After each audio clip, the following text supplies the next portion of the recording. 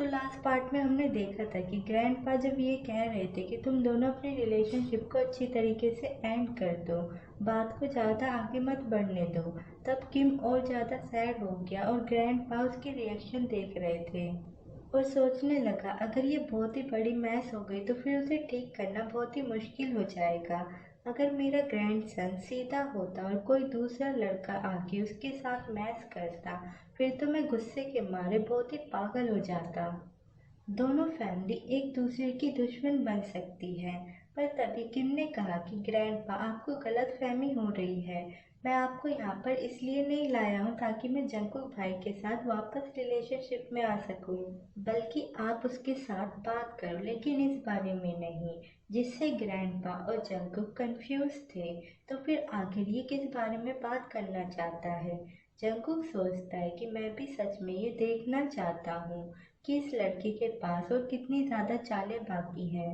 किम ने बताया कि एक्चुअली रिसेंटली मैंने एक कंपनी में इन्वेस्ट किया है, एक फ्रेंड के जरिए, पर फिर बाद में मुझे पता चला कि जंगकुक भाई भी उस कंपनी के मेन शेयर होल्डर है। और जब जंगकुक भाई को इस बारे में पता चला कि मैं उसका बिजनेस पार्टनर बनने वाला हूँ, तब वो गुस्सा हो गए, मेरे साथ काम करने से मना कर दिया। ये सोचकर कि मैं अब भी उसका पीछा करने की कोशिश कर रहा हूँ। उसने जंगकुक की ओर देखा कि जंगकुक भाई, मैं बस आपके साथ प्रॉपरली बिजनेस करना चाहता हूँ, मेरा कोई भी इरादा नहीं है। अगर आप मुझे ऐसे इग्नोर करते रहे फिर तो हम तीनों साथ में अच्छे से कॉपरेट नहीं कर पाएंगे। तो इसलिए मैंने सारी चीज़ें क्लियर करने के लिए ग्रैंडपा को यहाँ पर बुलाया है, ताकि आप उसके साथ कंफर्टेबल फील कर पाए और मेरे साथ अच्छे से बात कर पाए। जंगकुक अंदर से बहुत ज़्यादा गुस्सा हो गया कि आज अगर ग्रैंडपा यहाँ पर नहीं होते, फिर तो मैं उसकी ऐसी बकवास सुनने के बाद उसे किक मार के यहाँ से निकाल देता। और ग्रैंडपा सोचने लगते हैं कि किम ने अभी भी जंगकुक के ऊपर गिव अप नहीं किया है। वो इस मौके का यूज़ करके उसके करीब आना चाहता है। लगता है कि वो जंगकुक से कनेक्ट होना चाहता है। और ये बात मेरे लिए सरप्राइजिंग नहीं है, बिकॉज मेरा ग्रैंडसन करोड़ों में एक है। लेकिन देखा जाए तो ये किम फैमिली का दूसरा ग्रैंडसन भी काफ़ी ज़्यादा अट्रैक्टिव है। मुझे नहीं लगता कि जंगकुक को किसी लड़के से शादी करनी होगी और बच्चे करने होंगे। लेकिन अगर उसे एक ऐसा लड़का मिल गया जो उसके काबिल हो, तो फिर उसके साथ रहना भी इतना बुरा नहीं होगा।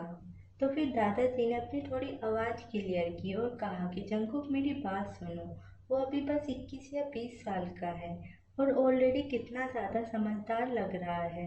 तुम दोनों का ब्रेकअप हो गया है, लेकिन अब भी तुम बिजनेस कर सकते हो।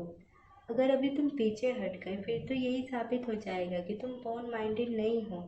जंगकुक को गुस्सा तो आ रहा था, पर उसने स्माइल के साथ कहा कि हाँ ठीक है, मैं समझ गया, मैं पक्का इस पर ध्यान दूंगा। किम ने भी स्माइल के साथ कहा कि थैंक यू जंगकुक भाई, तो फिर आज रात ग्रैंडपा का वेलकम करने के लिए मैं खाना बनाऊंगा। जंगकुक ने चिल्लाया कि क्या तुम यहाँ पर रहने वाले हो? किम ने फिर से क्यूट फेस बना लिया कि जंगकुक भाई, अभी तक मुझे रहने के लिए कोई भी जगह नहीं मिली है। पहले मैं डोमेस्टिक में रहता था और जब आपके साथ रिलेशनशिप में था तब मैं आपके साथ रहने आया था। उसके अलावा और मैं कहीं पर भी नहीं गया हूँ। तो फिर अब बताओ कि मैं कहाँ पर जाऊँ? एटलीस्ट मुझे कुछ दिनों का टाइम तो दे दो। मैंने अभी तक मेरी सारी चीज़ें भी पैक नहीं की है। ग्रैंडपा को किम को देखकर दया आ गई। वो जंगकुक पर चिल्लाने लगे कि आखिर तुम्हारी प्रॉब्लम क्या है? क्या तुम कुछ दिनों तक उसे यहाँ पर नहीं रहने दे सकते? जब तुम्हारा मन किया तब तुम उसे यहाँ पर ले आए और अब भी अपनी मनमर्जी कर रहे हो, उसे भगा रहे हो। तो बड़े होने के बाद तुम ऐसी चीज़ें हैंडल करते हो। जंगकुक ने किम पर चिल्लाया कि फाइन, रहो यहाँ पर।